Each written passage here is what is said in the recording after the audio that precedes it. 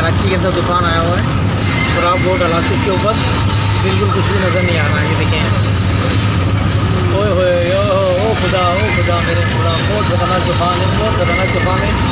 आगे का कुछ भी नज़र नहीं आ रहा है, कुछ भी नज़र नहीं आ रहा है।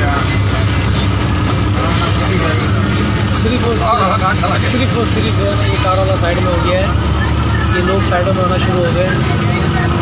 ये देखो, वो आगे भी खड़ा हुआ एक साइड में हो गया। इतना खतरनाक तूफान है कि आगे का कुछ भी नज़र नहीं आ रहा है। लोग साइडों में खड़े हो गए इस वजह से कि कोई हादसा पेश ना आ जाए। सिर्फ आंधी और आंधी तूफान बस। ये देखो, लोग ये खड़े हुए, ये लोगों ने अपनी कारें पार्क कर लिए, साइडों में लगा ली हैं। ये देखो, कचरा हो गया सब। ये देखो,